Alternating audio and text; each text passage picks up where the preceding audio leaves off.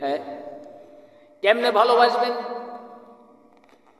এই পৃথিবীর সব মানুষের ভালোবাসা যদি এক পাল্লায় দেওয়া হয়, একজন ব্যক্তির ভালোবাসা এক রাত্রের ভালোবাসার সমান। গোটা পৃথিবীর সব মানুষ নবীকে কিয়ামত পর্যন্ত ভালোবাসলে পরে আল্লাহ নবী বলেছেন, এক রাত্রে আল্লাহ পাক আবু বকরকে যেই নেকি দিয়েছেন, গোটা পৃথিবীর সমস্ত মানুষ পরে কিয়ামত পর্যন্ত ইবাদত করলো, আবু বকরের সেই জায়গায় যেতে পারবে না। সুবহানাল্লাহ। কি সেই রাত্র? আল্লাহ নবী মক্কা থেকে মদিনায় যাবেন। কোন জায়গার থেকে কোন জায়গায় যাইব? মক্কা থেকে মদিনায় যাবেন। কাফেরদের অত্যাচার নবী সহ্য করতে পারে নাই। আমার ফরিদগঞ্জের ভাইয়েরা রে, জীবনে বহু শুনেছেন, একটু মন দিয়ে শুনেন। আল্লাহ নবী 6 মাস আগে সাইয়্যিদিনা আবু বকর সিদ্দিক রাদিয়াল্লাহু তাআলা আনহুকে বললেন, আবু বকর, মক্কার কাফেরদের অত্যাচার দিনে দিনে বেড়ে যাচ্ছে। আমার আল্লাহ আমাকে ইশারা দিয়েছেন আমি যেন মক্কা থেকে মদিনার উদ্দেশ্যে হিজরত করি। এই কথা নবীজি আবু বকর রাদিয়াল্লাহু তাআলা আনহুকে 6 মাস আগে বলছেন। সুবহানাল্লাহ। কোন কয় মাস আগে? 6 মাস আগে বলছেন যে আমি মক্কা থেকে মদিনায় যেই কোনো দিন হিজরত করব। আমার হিজরতের বন্ধু, আমার হিজরতের সাথী পৃথিবীর আর কেউ হবে না। আবু বকর, তোমাকে আমি মক্কা থেকে আমার সফর সঙ্গী হিসাবে তোমাকে নিয়ে আমি মদিনায় যেতে চাই। বলেন সুবহানাল্লাহ। দুরূদ শরীফ পড়েন। আল্লাহুম্মা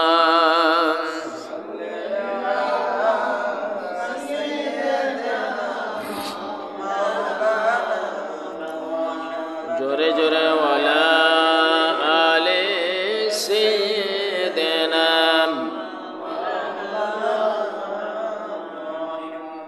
নবীর জন্য যাদের দিল বাই এ জগতে কাঁদে না, রোজে কাশরে বাইজান তারা নবীজির দিদার পাবে না। আল্লাহুম্মা জোরে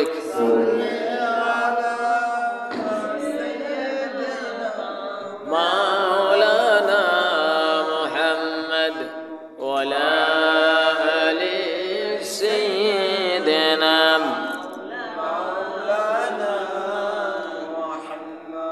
কয় মাস আগে বললেন নবীজি?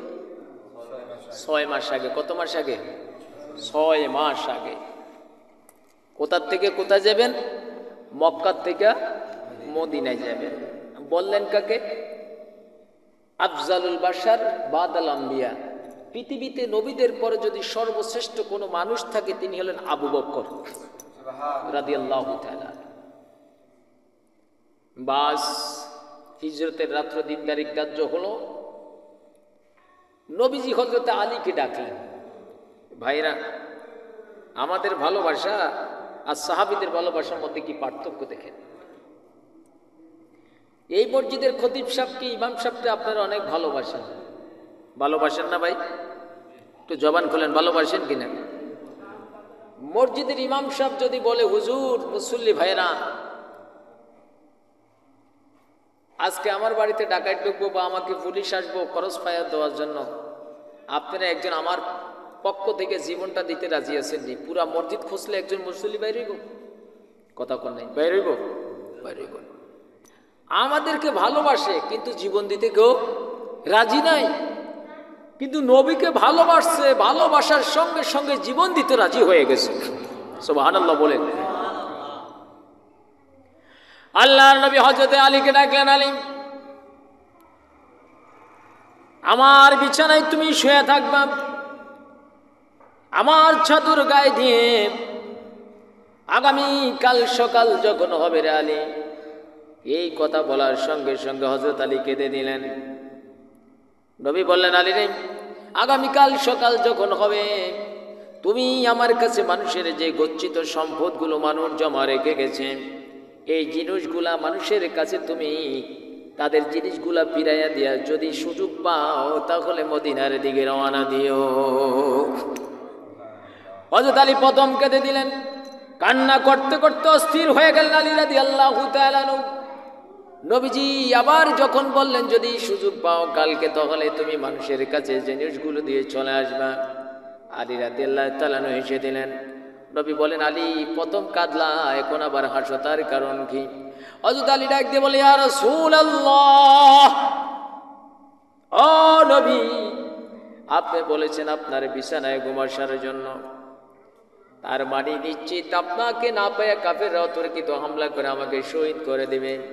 কাঁদলাম এই জন্য, আপনাকে তো আর দেখতে পারবো না, নবীকে দেখার থেকে আমি চিরতরে মাহরুম হয়ে গেলাম। কিন্তু আপনি পরবর্তীতে বললেন, আলী সকাল হওয়ার পরে মানুষকে তাদের ধন সম্পদগুলা বুঝাইয়া দিয়া যদি সুযোগ পায় মদিনায় চলে আসবাম।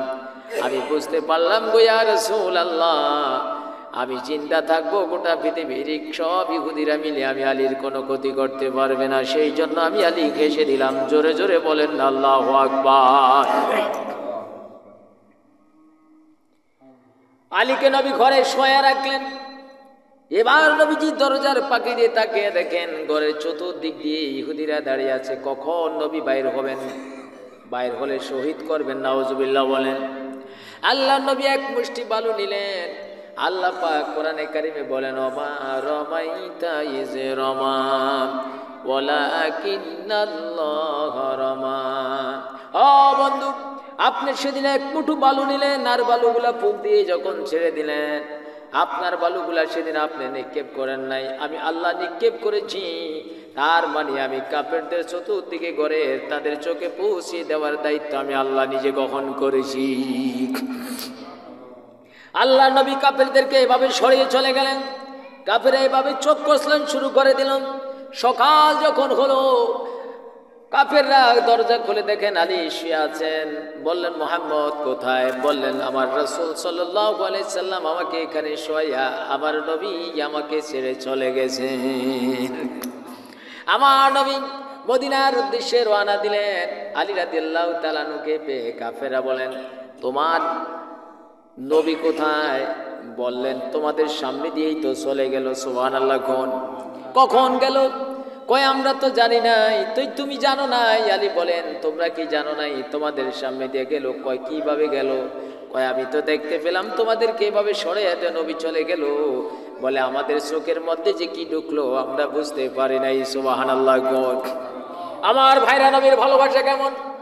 নবীকে শুধু মুখে মুখে ভালোবাসলে হবে না, নবীকে শুধু চোখে চোখে ভালোবাসলে হবে না, অন্তর দিয়ে যখন নবীকে ভালোবাসবেন, মন প্রাণ জীবন বাজি রেখে যখন নবীকে ভালোবাসবেন, সোনার মদিনা